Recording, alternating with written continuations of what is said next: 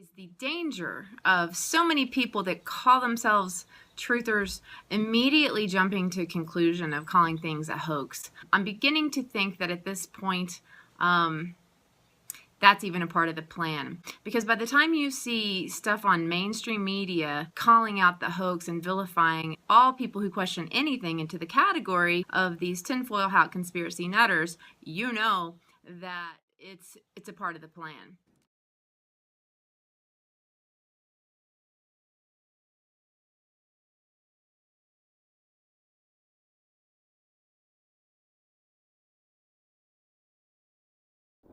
Good evening.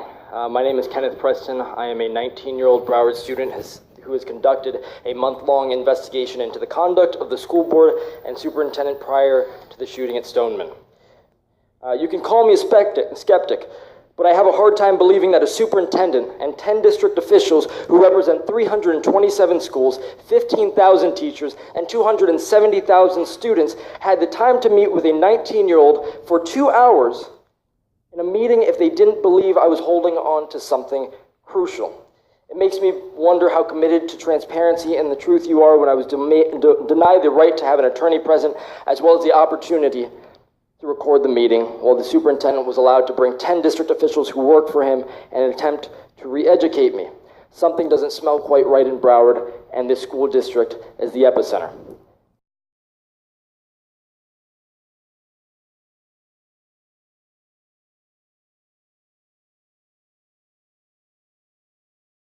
My name is Erickson Harrell. I'm a North Miami Beach police officer. I'm currently under internal affairs investigation, not because I've unlawfully arrested someone, not because I use excessive force, not because I use drugs or look at kiddie porn, but because I dare question something in the mainstream media.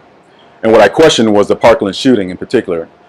The 5 faces of the Parkland shooting survivors, I call them actors and actresses, just because I don't believe that they're actually survivors or victims.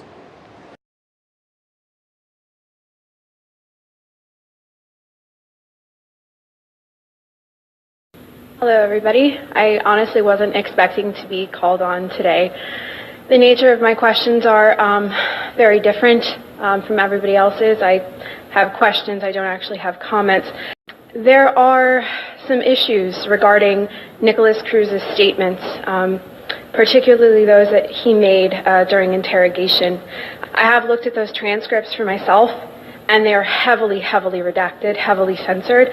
So I find it very concerning that we are not able to hear everything that Nicholas Cruz has to say. Does anybody have anything for me regarding all of the heavy redactions there?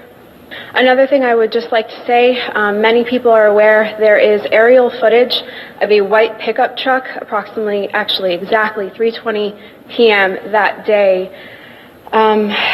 So a lot of people are aware that there is this aerial footage of this federal vehicle where plenty of people have reported seeing, it's clear as day for everybody to see, 3 police officers and 3 very large black duffel bags. We know that although Nicholas Cruz is the alleged shooter and he has done wrong, I do believe that we all deserve to hear and read what he is saying. Also, there is the issue of something called V2K technology. Many of you know that Nicholas Cruz reported hearing voices. And obviously the child was very disturbed, had all kinds of behavioral health issues, but I think that it's important that everybody knows that he did report voices in his head telling him to do this on that day. And as somebody that attended Marjory Stoneman Douglas, I think it's important that every student be heard. So this isn't in defense of him, this is more in defense of the public and the public's right to know everything that goes on. Thank you for your time. Okay, thank you.